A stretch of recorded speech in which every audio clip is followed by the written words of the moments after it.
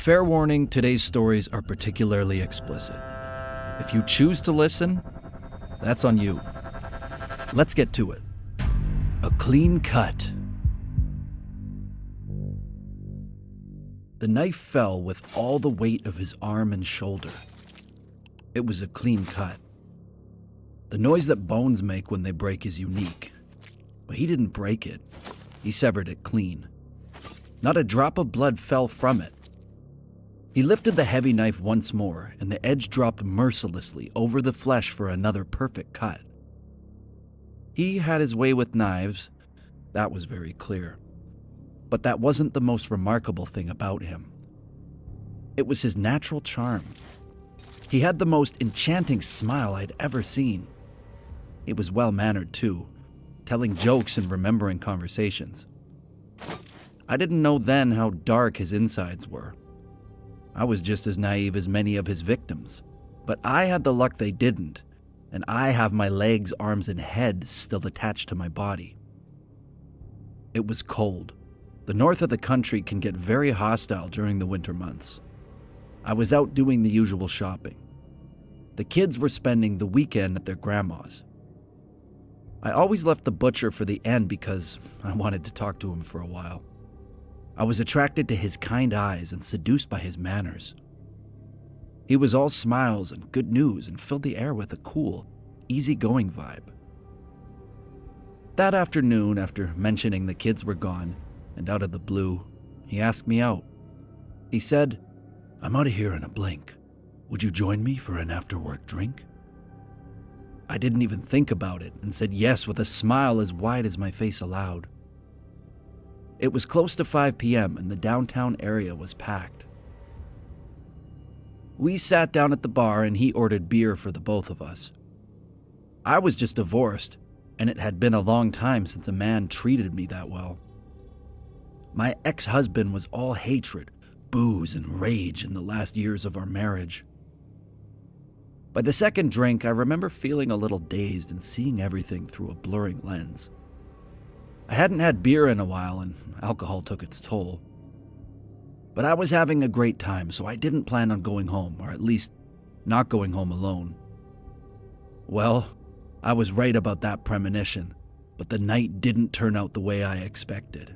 It was very, very different. By the third beer, he said something like, "Hey, you want to go somewhere else? I would really like to get to know you. You're so funny." I was 100% in, so we went to his car and parked at the shop we were in earlier. It was the typical scene from what I can recall. I was holding on to his arm while snow fell gently all around us. He kissed me before opening the door like a gentleman. He said, "I have some booze on my ride, so we can keep the fun going till we get there."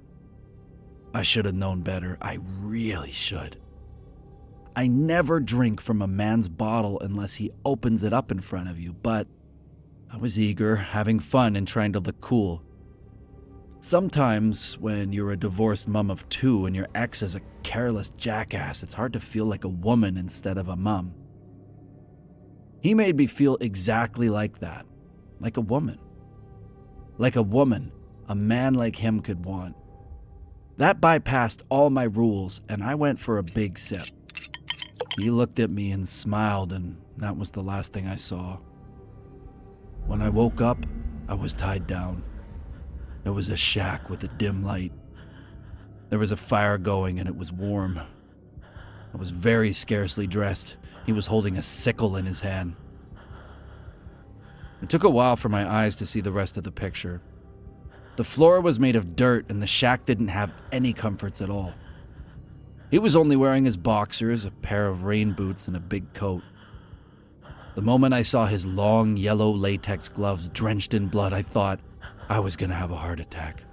He was facing the other way, so he didn't see me wake up. He was tearing out the skin of a body that was hanging upside down from the ceiling. He was working his sickle with the same talent he would chop meat at the shop. On the table next to the stove, there were several feet and arms and bags with name tags. He suddenly turned around. He must have heard me sobbing. On his face, I saw the most disgusting, creepy smile. His face was painted red. I immediately puked all over my clothes and started shouting, crying for help. He turned around to keep working and said, "You can shout all day, sweetheart. Nobody's gonna hear you. Go on, use those tasty lungs. You won't need them much longer." He turned around and pinched me on the tip of my nose with the sickle, smiling. A cold shiver rushed down my spine. Fear bolted to inform my brain we were in the gravest danger we have ever been in. I remember very clearly the sound of the sickle, carefully ripping away the tissue, separating the skin from the flesh. He cut a piece and threw it at me. "Come on, cheer up. We'll have one last meal and then I'll set you free." He turned on the stove and said, "See? This is what most people get wrong. The tenderest meat is always close to the bone." I could hear the sizzling of the pan as the human meat was cooking, while I tried to undo my hands tied behind my back around a pole. He ate the flesh and said, "Okay, you have a minute. I'll hunt you like the filthy animal you are, and then eat you. Well, the whole neighborhood will eat you as a sausage." He cut the cord and I ran as fast as I could. The snow was piercing cold on my bare feet, but adrenaline was pumping hard. I could hear the shack's door at a distance.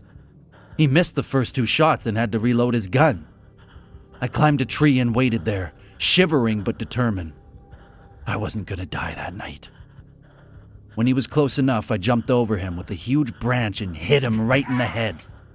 Then took his gun and pounded his head with it 3 times until he lay unconscious. His blood, ruby red, fell down in the snow. I picked up enough clothes and took his car. I didn't go home, but straight to the police station. They never found the full bodies, but he claimed he had killed at least 12 women and fed them to people as special sausages in the shop. When they searched the shack, they found a dress and a pair of high-heeled boots, made entirely of human skin, as well as a mask made of real women's pieces. The bicycle ride. It was a sunny day. I usually commuted to work using the local bus, but that morning the sun was shining bright, and the spring temperature, as well as the smell of flowers blossoming, convinced me to ride my bike. Although it was something I did often, I could never have anticipated what that small decision would mean for my life. To this day, I still find myself thinking about that. What if I'd just taken the bus? But I think it happened for a reason, because it was his failed attempt to abduct me that ultimately led to his capture. I had to suffer, and I still have some physical problems because of that afternoon, but the world is a better place now that he's behind bars. As I said, it was a lovely day, and I was working at a coffee shop back then. I was a waitress and worked part-time because I was also studying to become a nurse. I'm 40 now, but I was only 19 when this story took place. The shift was nothing to write home about, and around 3 p.m. I took off to cover the 32 blocks that separated the shop from my house. I usually take the avenue because it feels somewhat safer. Yet that day was so nice, and the flowers were so colorful that I decided to take the inside route and cycle while admiring the beautiful and tidy gardens of my neighborhood. I was wearing my headphones, which had a cable like they all had back then. Suddenly, I heard a voice behind me calling for help.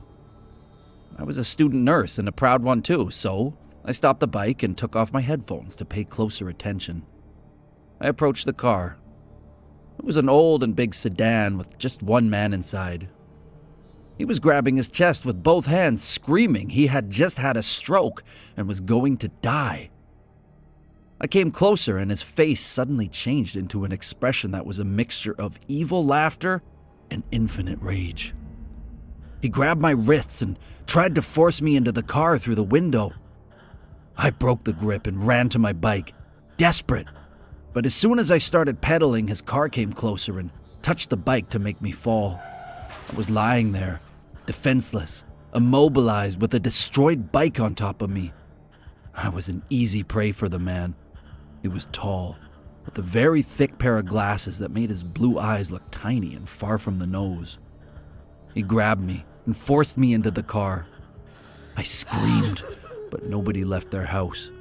He tied both my hands with the seatbelt and smashed my head into the car's storage compartment. I could feel a thick liquid coming down my forehead, but although dizzy, I managed to stay awake.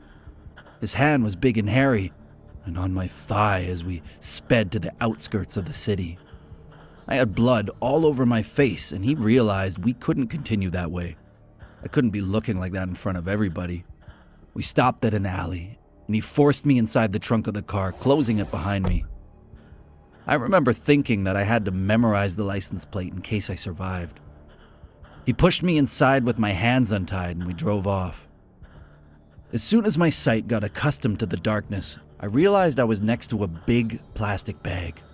I undid the knot on top and almost fainted when I saw a corpse inside. It was a young girl. I started crying because of the murdered young woman, because I realized right there that he was going to murder me if I couldn't escape. I moved around trying to find a way to get out and saw a small toolbox that had a bloody knife, a box of latex gloves, and a stun gun. I searched inside and found a screwdriver with which I was able to force the trunk's lock and managed to jump off the car in motion, falling on the grass on the side of the road. When I reached the coffee shop in the nearest gas station, with a broken arm, torn clothes, and a face drenched in blood, I begged them to call the police. By some miracle, I remembered the license plate. The cops found the owner of the car. They proceeded to search his home and found the bodies of 3 girls inside a huge freezer in the basement.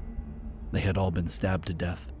My physical wounds eventually healed, but the terror I felt that afternoon will never leave me.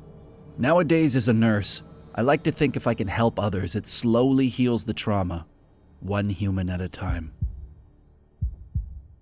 The drug brick. It had all started 2 days earlier. I was at the mall searching for a gift for my husband when a man approached me, asking about a car with the same license plate as my car had. He said he was a police officer and that he wanted to search the car because there was a suspicion of drugs being hidden inside. I was frozen on the spot and requested a badge, which he quickly showed me. I also asked about the uniform, but he said he was an undercover narcotics officer, and he was wearing civilian clothing because he was on a mission. He said I should not be alarmed. Drugs had been planted in my car, and a drug lord was just using me as a mule to get the narcotics around. I was, as you can imagine, baffled, but also terrified. The whole thing was so credible and dangerous that I immediately obeyed and followed him to my car. He pulled out a packet from underneath the front mudguard. I went pale. I had nothing to do with drugs and never had. All my usual defense lines were down that very moment, and I bought the whole thing. That's why I agreed to go to the police station in his car. But that's not all.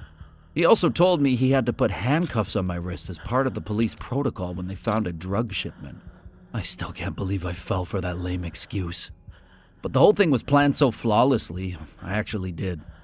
Furthermore, that wasn't the only excuse, because when we got to his home, he said he just had to grab something inside and asked me if I wanted to use the bathroom before going to the station. I was going to have to give a statement. God knows when they'll let you go to the ladies' room, he said. As soon as we were in, I understood he wasn't a cop. The house was closer to a nightmare than the household of a police officer. There was a horrible, putrid smell in the air. All shades were down, and there were bloodstains all over the wallpaper in the main room. The coffee table was filled with cigarette butts, pizza boxes, and a very, very scary whip hanging with the handle on the table and the rest on the floor. I turned around to walk back out, but he slapped me with the back of his hand and forced me to walk up the stairs, with him after putting some tape on my mouth. As I walked with him, I could see pictures of him and a woman who looked like his mom, crossed with the thick red ink hanging from the wall.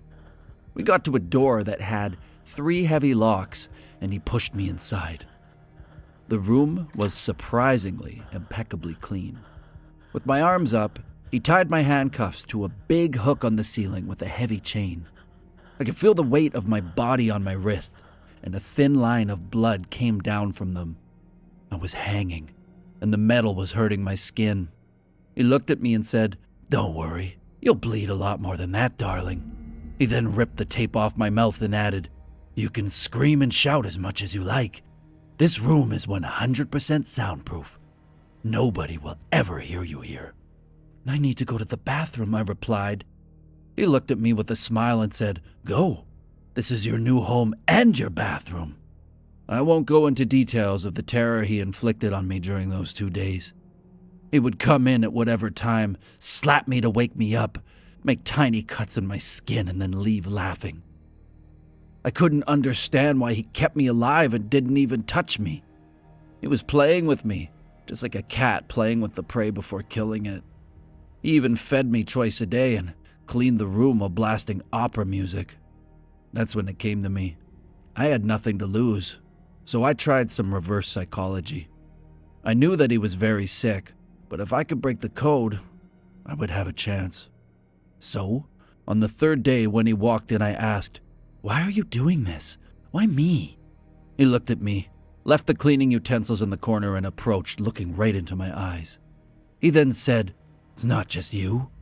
All the women were awful to me. Your kind deserves this. You deserve this too because you're a woman." Then he walked back to the corner to continue his chores. "But not all women are the same, you know," I said with a flirtatious tone of voice. "I could be your woman. I could be your girlfriend. We could keep it a secret." He looked around and looked at me suspiciously and asked me to repeat what I had just said. I slowly talked him into starting a relationship with me. I said things like, "I understand why you would do this," or "I could help you get back at the women who did you wrong," and "we could be a team, you know."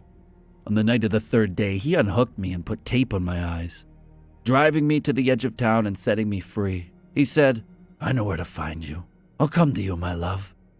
I rushed home and called the cops immediately, trying to be as detailed as possible about the little clues I had about this man's identity.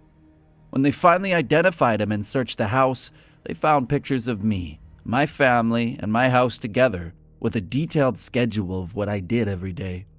They also found several fake police badges in the brick.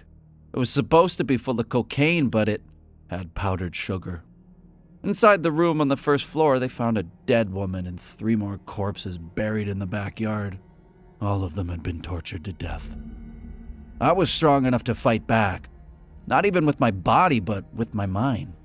I'm happy to be alive, but happier to have put his reign of terror to an end. No other woman will go through what I did ever again.